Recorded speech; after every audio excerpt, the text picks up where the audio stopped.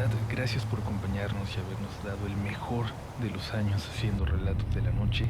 Confíen de verdad que vamos a trabajar al máximo este 2023 y que les vamos a dar más y mejor contenido. Vienen muchísimos proyectos y sorpresas que acompañarán al contenido de Relatos de la Noche que ya conocen. Por ahora, nos vamos con algo que nos pidieron mucho y que si les gusta, puede ser hasta una tradición de cada fin de año. Un episodio especial con lo mejor de lo mejor, con las historias más aterradoras según ustedes que publicamos en 2022. Ojalá que lo disfruten y estoy seguro que alguno de estos será completamente nuevo para ti. Gracias infinitas por ser parte de Relatos de la Noche. Viene lo mejor.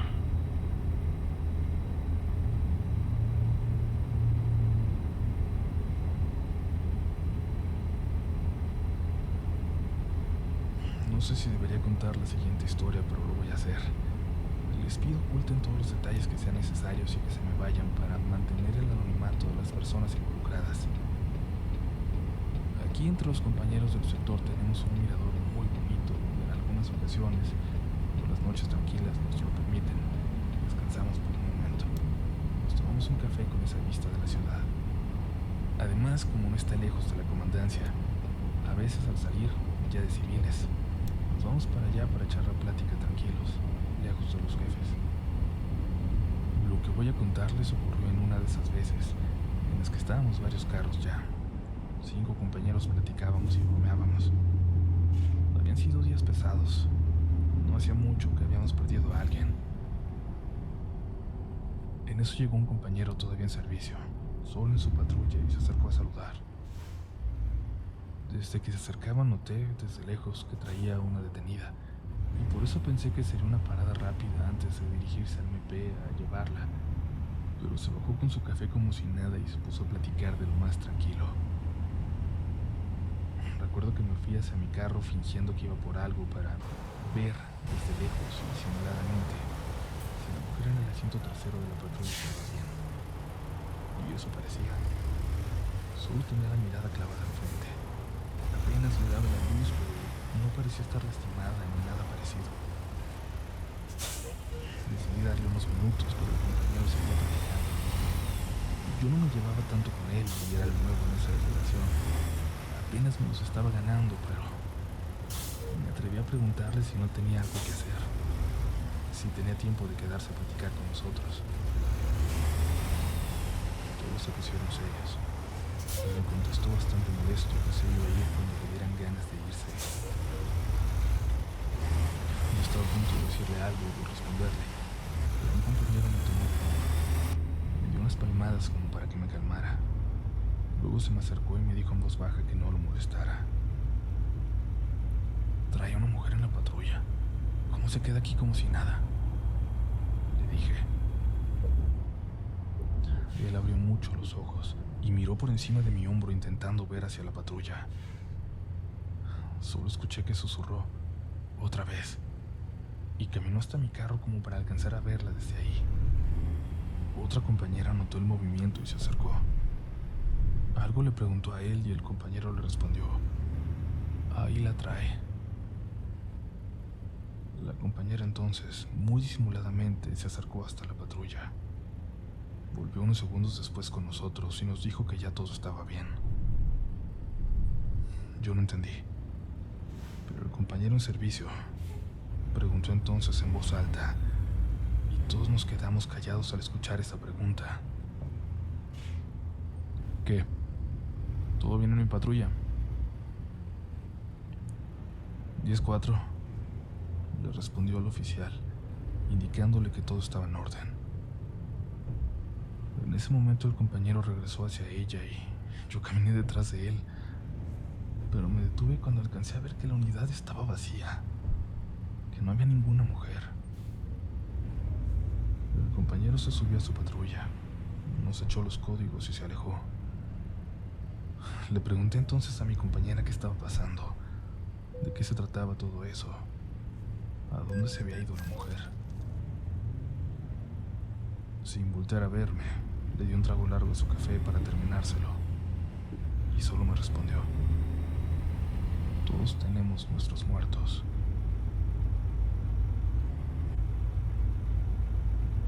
Hace apenas unas semanas, a principios de febrero, intentábamos regresar mi novia y yo a la capital.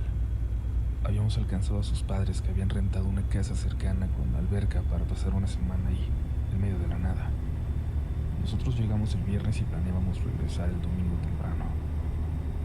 Yo no conocía esa zona, pero no me pareció para nada tétrica, ni mucho menos.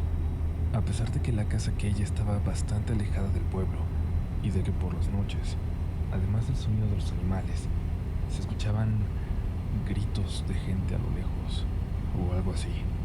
Era como si jugaran o como si se lastimaran, pero no sé. Creo que nadie les quiso prestar mucha atención. Lo raro es que no había casas cercanas, pero mi suegro me dijo que en aquellos lugares las voces de la gente viajaban más lejos que en la ciudad.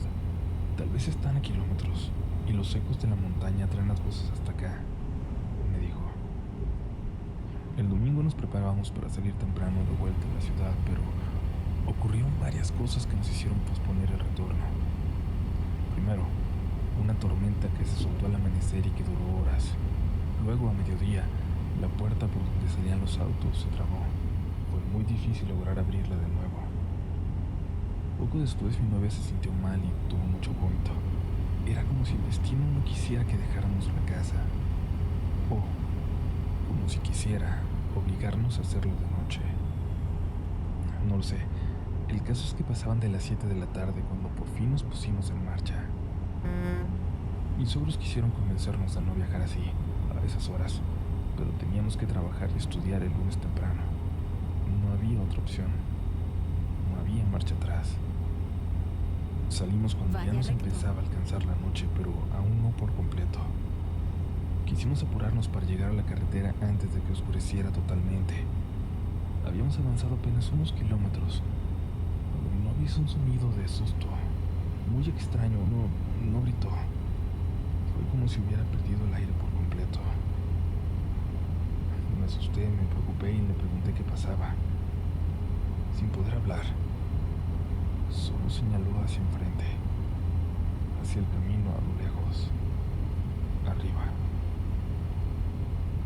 Al fondo alcancé a ver algunos árboles altos por los que teníamos que atravesar. Y vi algo más, sobre ellos, avanzando como por la carretera. Vi una mujer, con un vestido azul, un poco más azul que el cielo, que empezaba a tomar el color de la noche. Recuerdo muy bien que a pesar de la distancia, noté la posición completamente antinatural de sus brazos, extendidos hacia los lados, pero las muñecas parecían doblarse hacia atrás como si estuvieran quebradas. Las piernas no se alcanzaban a ver. Es un globo nada más, dije de forma bastante tonta, intentando tranquilizar a mi novia, pero por supuesto que no nos atrevimos a continuar por ahí. No tuvimos el valor de pasar por debajo de esa cosa. En ese momento, con mucha dificultad, me di vuelta en U y regresamos a la casa con mis suegros. Nos dio mucha vergüenza revelarles lo que vimos, así que solo dijimos que la tormenta había dejado el camino intransitable. Si hubiéramos ido solos, el uno o el otro, creo que habríamos creído que solo era nuestra imaginación. Pero los dos sabemos lo que vimos. Los dos exactamente lo mismo. Una mujer que flotaba en la carretera. Esa noche aquellos gritos se escuchaban de nuevo, a lo lejos. Pero en esa ocasión, después de lo que vimos, esos alaridos que parecían venir de la montaña no nos dejaron dormir por el miedo que nos provocaban.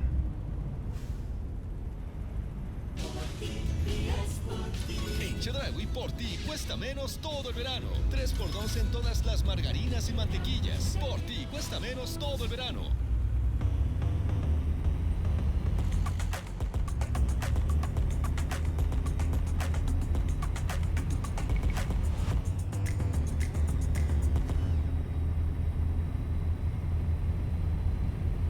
Hay muchas historias parecidas a lo que voy a contar. Pueden parecer cuentos, pero les puedo decir por experiencia que no lo son. Por el contrario, Yo creo que si se cuentan tantas experiencias parecidas es por algo, porque hay algo que se manifiesta así. Yo tengo dos niñas, una ya de 9 años, muy madura para su edad, y una pequeñita de 4 que tiene, ella sí, una imaginación alocada y lamentablemente muchos terrores nocturnos. Yo tengo un pequeño negocio en la parte de enfrente de la casa. A las 8 sale la empleada que lo atiende y yo me quedo atendiendo el lugar hasta las 10 que llega mi esposo y me ayuda a cerrar. Hace algunas semanas una de mis vecinas de enfrente se acercó al negocio y me dijo que una de mis niñas estaba prendiendo y apagando la luz de la recámara, asomándose por la ventana como si quisiera decir algo. Entré corriendo para ver qué pasaba. Mi hija de 9 estaba encerrada en su cuarto como siempre a esa hora, pero la chiquita estaba muy asustada en mi recámara, la que da a la calle, diciendo que no la dejara sola, por favor. No me quiso decir qué tenía, tampoco a mi esposo cuando llegó. Hasta la mañana siguiente, nos dijo que ya iban varias veces en que, cuando yo terminaba de darles de cenar y me iba al local y su hermana se encerraba, ella podía escuchar mi voz en la parte de abajo, adentro de la casa, que podía escuchar que yo le hablaba. La primera vez ella pensó que era yo y bajó, pero al llegar al final de las escaleras se dio cuenta de que mi voz le estaba hablando desde el fondo de la casa, desde el cuarto de lavar, un lugar que no tiene luz y al que nunca entramos de noche. Se subió corriendo la pobrecita y por alguna razón no se atrevió a decir nada, pero se volvió común. Cuando ella no tenía la tele a todo volumen, podía escuchar mi voz que le pedía que bajara. Aprendió a ignorarlo, pero esa noche no pudo. Aquella vez escuchó la voz cuando iba saliendo del baño y mi hija se atrevió a contestarle: no voy a bajar, ya sé que no eres mi mamá. Escuchó que lo que fuera que estaba allá abajo se molestó y empezó a subir las escaleras hacia ella. La puerta más cercana que tenía era la de mi cuarto, por eso se escondió ahí y cerró la puerta en lugar de correr al de su hermana. Lo único que se le ocurrió fue prender y apagar la luz para que la notara la vecina que estaba en su patio en la casa de enfrente. Pensamos en hablar con un psicólogo infantil y de hecho eso vamos a hacer, pero en ese momento la verdad atribuimos todo a la imaginación sin fin de mi niña, de mi pobre niña, hasta que su hermana mayor escuchó lo que había ocurrido. La que habla como tú sigue allá abajo en el cuarto de lavar. ¿Sigue estando ahí?, nos preguntó. Le pedimos que nos explicara a qué se refería, y fue ahí cuando nos dijo que ella la había escuchado por mucho tiempo cuando tenía la edad de su hermana. Cuando es de noche, nos dijo, hay algo ahí abajo que intenta hablar como tú, pero la voz es un poco más ronca, pero cuando nos grita no se le nota tanto. Mi hija mayor es muy seria, jamás ha tenido un problema, ni amigos imaginarios, ni nada parecido, y no tendría razón para inventar algo así.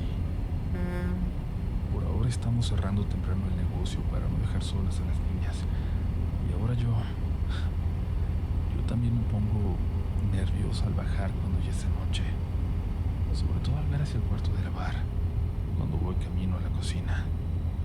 Está completamente oscuro, no tiene puerta, y por alguna razón puedo sentir una mirada desde ahí dentro, como si siempre hubiera alguien escondido ahí. Esta historia es sumamente personal, pero confío plenamente en la comunidad Relatos de la Noche. He compartido 2 historias ya en el grupo de Facebook que le han pasado a mi familia, pero esta prefiero hacerlo de forma anónima, a través de su correo. Mi hermana Laura tuvo muchos problemas hace unos años. Ella, su esposo y su hija vivían en una zona muy mala de la ciudad. Mi hermana se hizo de una amiga terrible que, de una forma u otra, la llevó a las drogas. Laura nunca las había probado y le vinieron muy mal. La hicieron perder a su familia. Su esposo se terminó yendo a Estados Unidos con su hija y desde entonces ni mi hermana ni nosotros sabemos nada de ellos. A mi hermana eso le pesó muchísimo. Y por más que intentamos, no logramos que se viniera a casa con nosotros. Regresó a esa mala zona con su amiga. Terminó de nuevo con sus problemas de adicción. Todo fue de mal en peor hasta que recibimos una llamada terrible en la mitad de la noche. Mi hermana había tenido una sobredosis. Unos policías la descubrieron a tiempo y la llevaron al hospital. Ahí la habían regresado de entre los muertos. Literalmente la revivieron. Después de unos días por fin pude ir por ella para traerla de vuelta a casa, para que estuviera con su familia, para que estuviera mejor. Recuerdo lo nervioso que me sentía al recibir el mensaje de que ya podía ir, avisarle a mis padres que saldría para allá, tomar las llaves, quitar la contestación del parabrisas del coche antes de emprender el camino. No sé, un montón de detalles insignificantes que por alguna razón recuerdo perfectamente. El miedo que sentí en esa carretera también es difícil de olvidar. En ese momento no era un miedo a lo paranormal o lo desconocido, sino a ver a mi hermana así, en esas condiciones, a ser en parte responsable de que estuviera bien de ahí en adelante. En el hospital estuvimos hablando un rato antes de que la dieran de alta, y me dijo algo que me hizo preguntar si realmente era adecuado sacarla ya, si realmente estaba bien como para salir e irse con nosotros. Cuando le pregunté cómo estaba, me dijo que desde que tenía conciencia, continúe a la derecha luego de y despertar, vuelva a girar a la derecha. le había pasado terrible. Que mientras tenía la vista borrosa por los medicamentos, toda esa primera tarde despierta, su cuarto estuvo lleno de personas que la miraban alrededor de su cama. Luego eran solo sombras, dijo. Gira a la derecha. Cuando pude ir viendo más claro, distinguió que solo eran sombras. A mi hermana jamás le había pasado nada sobrenatural, en absoluto nada. Y aunque en mi casa sí creemos en todas esas posibilidades, por lo que ya les conté que le ha pasado a mi familia, nunca habíamos experimentado nada realmente. Y en ese momento, cuando me lo contó, me pareció más una secuela de los momentos tan traumáticos que ella acababa de vivir. Cuando íbamos saliendo del hospital, mi hermana no dejaba de voltear. Le pregunté qué pasaba, pero seguía diciendo que nada, que solo nos apuráramos. Por fin nos preparamos para salir de regreso a casa, un viaje de apenas 2 horas y media. Aunque mis papás estaban preparando una cena para recibirla, llevé a mi hermana sus burritos favoritos de ahí, para que se comiera uno antes de irnos a casa. Quién sabe cuánto tiempo pasaría para que pudiera volver. Sin embargo, en cuanto nos detuvimos ahí, mi hermana me pidió que siguiéramos. Le dije que me diera unos minutos nada más en lo que los pedía, pero ella insistió. No dejaba de ver por el espejo retrovisor de su lado. Lo seguía moviendo para ver ella, lo cual no me permitía usarlo a mí. Para que estuviera tranquila, senté y aceleré para salir de ese lugar hacia la carretera. Simplemente rápido, pero en esa ocasión, además, urgía salir de ahí antes de que mi hermana viera un lugar conocido en las calles. Algo le ocurría, me estaba preocupando. Hasta yo empecé a sentir que algo nos seguía de verdad, pero al salir de la carretera y ver que no había ningún coche en el retrovisor, me tranquilicé. Supuse que era la imaginación de mi hermana, su paranoia, y ya me lo había advertido una doctora, que habría que soportar esos detalles por un tiempo. Sin embargo, escuché que mi hermana se levantó de repente. Sí, no siguió. Susurró. Le pedí que me lo repitiera. Perdón, no te hablo de ti. Dije que no siguió. Desde el hospital. No siguió. En ese momento me molesté. Le dije que ya se dejara de cosas, que dejara sus fantasías de drogadicta, que tenía que ser normal de ahora en adelante como nosotros. Vi una lágrima antes de que se la pudiera secar con la manga de su suéter. Y yo aceleré más. Subí a 120 aunque el límite era de 90. Mi hermana me recordó lo peligroso del camino. Me dijo que bajara la velocidad. Lo hice. Y entonces ella me pidió que me detuviera en cuanto pudiera, porque tenía muchas ganas de vomitar. Paré en un pequeño lugar que servía de descanso, bajo un árbol enorme, el único en toda esa zona. Cuando se bajó del coche, mi hermana miró hacia atrás. Ahí viene, dijo, y luego dio unos pasos hacia los arbustos y vomitó. Me bajé para asegurarme de que estuviera bien. Le pregunté quién venía y ella se disculpó. Me dijo que eran tonterías, que sabía que todo estaba en su cabeza dañada por todas las sustancias que había consumido en su momento. Prometió que intentaría ya no verla, ya no ver nada. Ahí la abracé. La abracé y la sentí tan frágil como esa niña que en su momento cuidé y que me cuidó. Le pedí perdón. Le besé la frente y le dije que nunca más estaría sola, que nunca lo había estado, que mientras nos tuviera nosotros no lo estaría.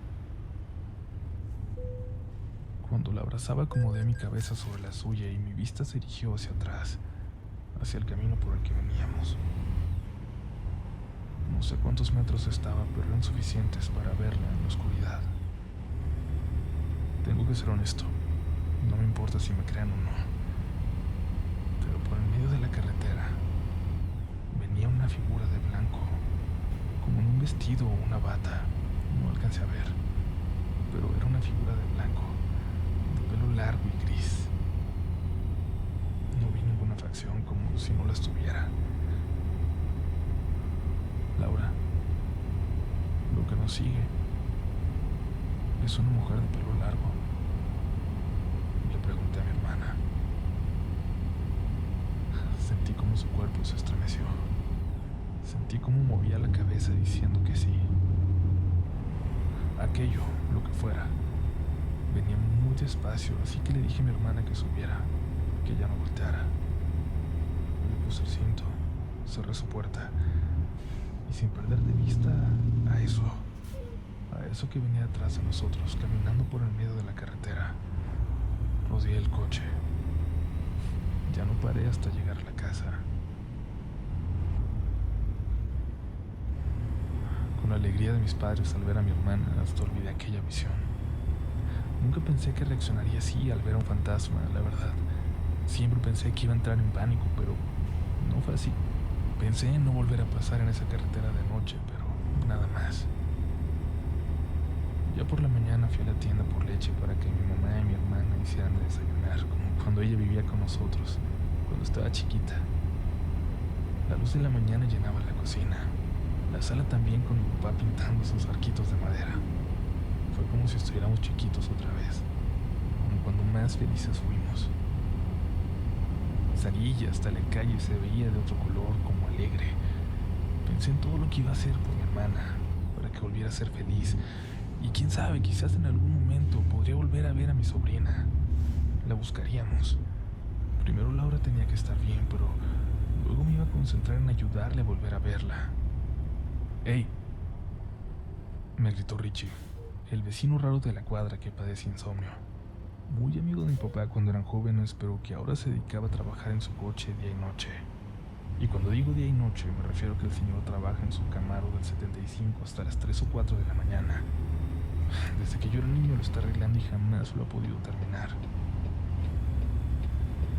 Vi que regresó tu hermana. Qué bueno que estén bien. Ahí estoy para lo que necesiten. Gracias, Richie. Le dije e intenté seguir hacia la tienda. Espérate. ¿Sabes?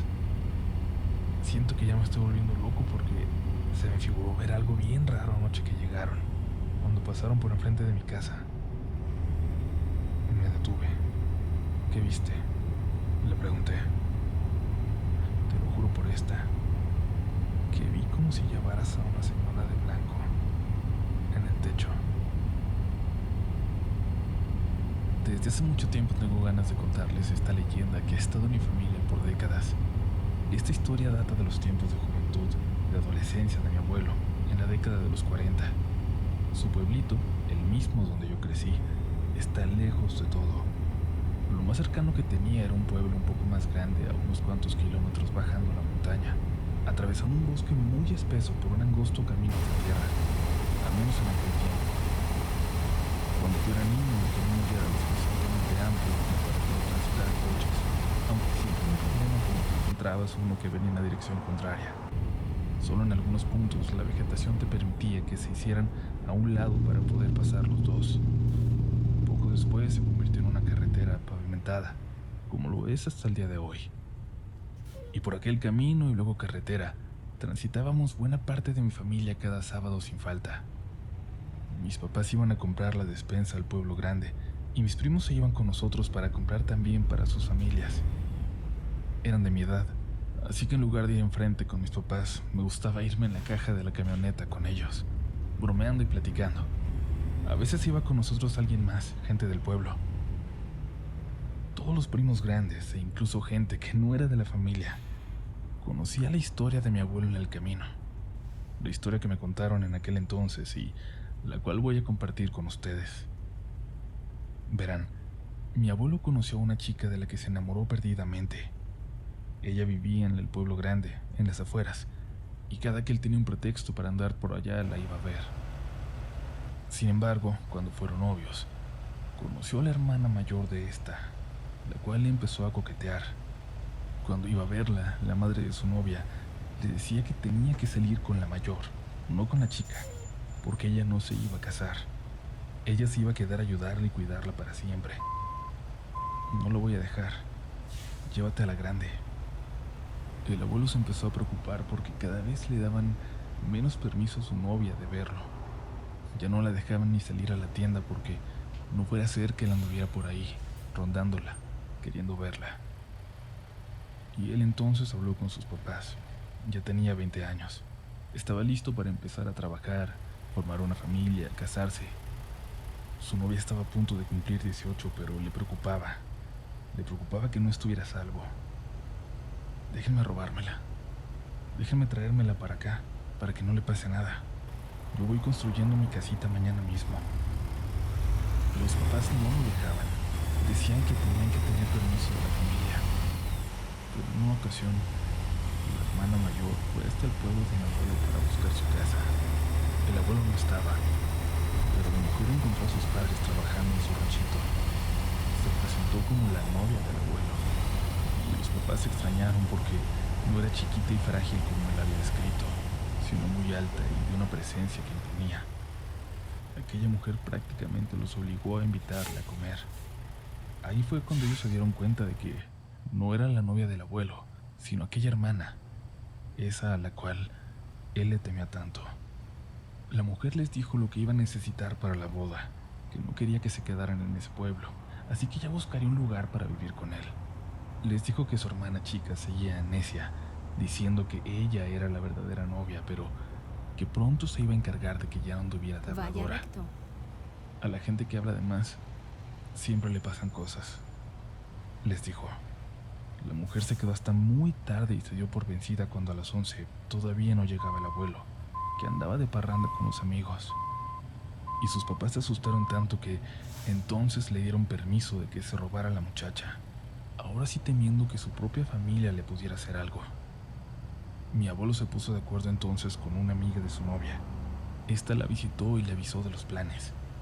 La estuvo yendo a ver y cada día, al despedirse, se llevaba cosas de aquella pobre muchacha a escondidas de su familia. La hermana daba miedo, sí, pero todos en el pueblo le temían mucho a la madre, a aquella señora tan mala. Mi abuelo se fue a preparar todo el plan al pueblo grande. Al día siguiente le ayudarían sus amigos, pero quería repasarlo todo, que no hubiera ningún cabo suelto. Se fue caminando hasta allá. Dio varios rondines a la zona, contempló la casa.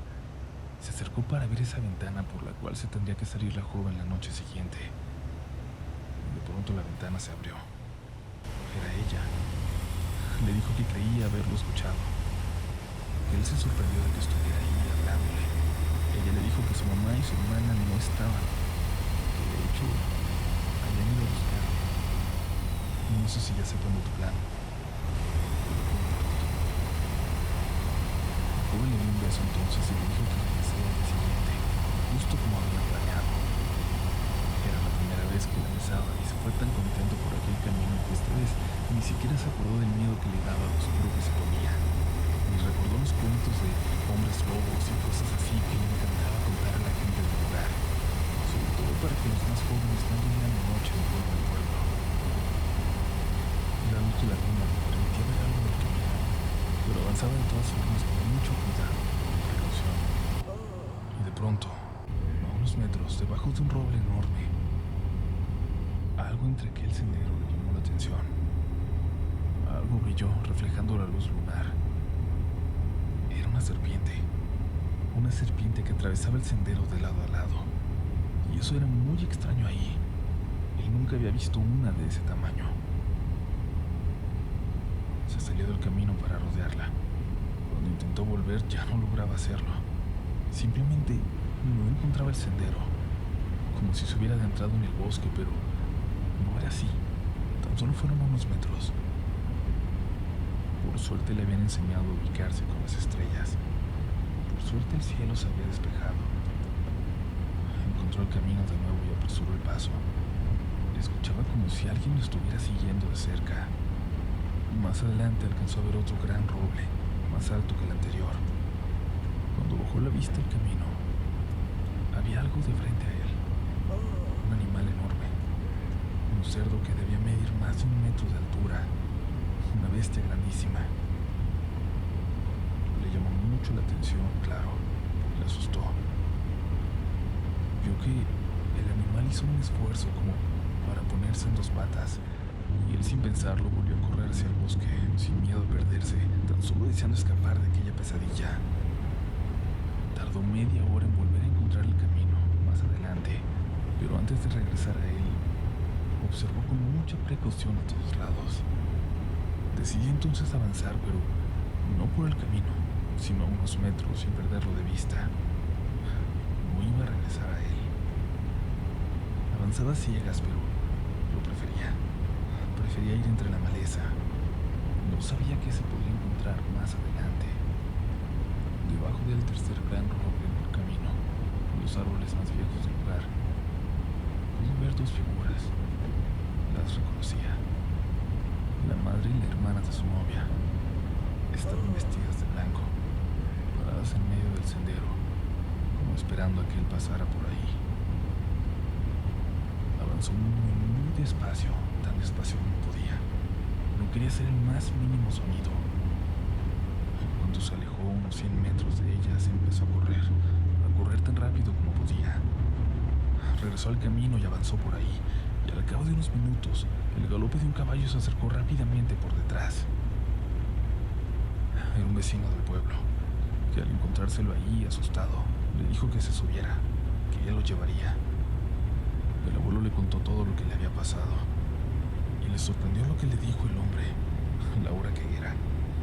Pasaba ya de medianoche. Avanzaron a toda prisa, a todo lo que podía aquel caballo. Antes de la entrada al pueblo, el hombre se detuvo. Vaya recto. ¿Cómo son las mujeres que te estaban siguiendo? Mi abuelo se lo describió. Y si estaban allá atrás, ¿por qué nos están esperando en la entrada del pueblo? El abuelo se asomó por detrás de la espalda de aquel hombre.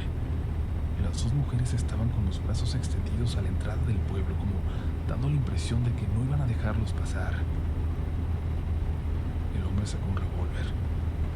Lo disparó al aire. Las mujeres no se inmutaron, pero no había disparado para asustarlas. Se empezó a escuchar un escándalo de voces que venían de entre las casas. Los hombres se preparaban para salir. Aquel disparo era una señal en ese pueblo para salir a proteger a los suyos.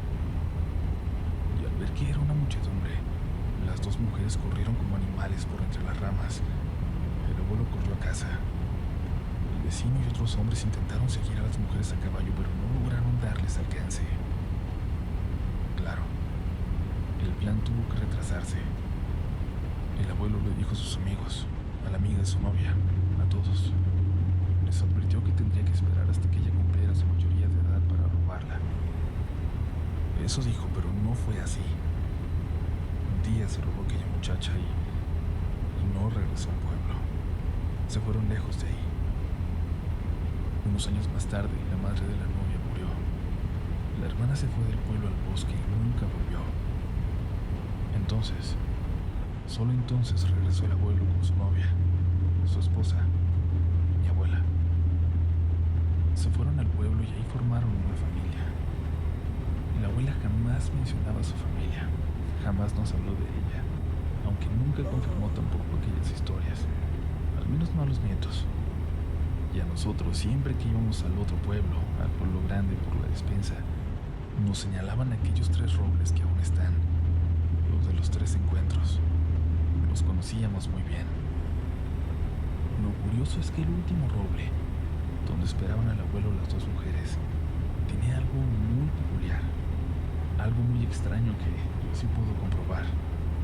Cuando pasas de noche por ahí, incluso ahora que ya es un camino pavimentado, si te detienes, si pones atención, puedes escuchar algo. Puedes escuchar el sonido de una cuerda, de algo que se columpia, como si hubiera alguien colgado ahí.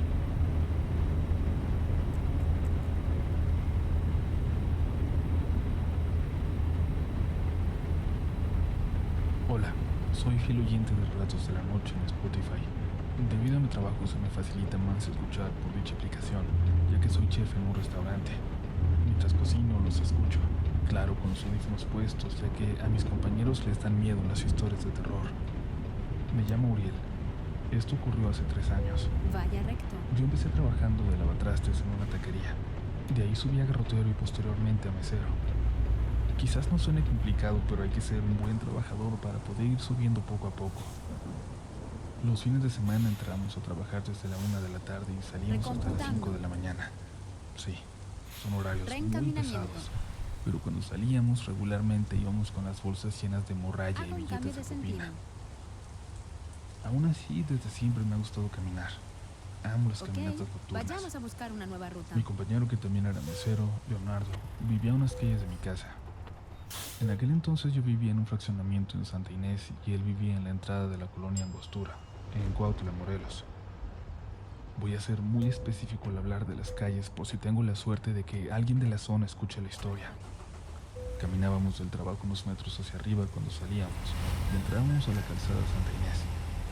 Empezaba desde Avenida Insurgentes en la colonia Emiliano Zapata y terminaba en el Boulevard Libertadores. Frente a la entrada de la calzada hay una tienda de esas que venden de todo, y en ese entonces vendían bebidas alcohólicas las 24 horas. Pasamos a comprarnos algo. Él una cerveza y yo un café.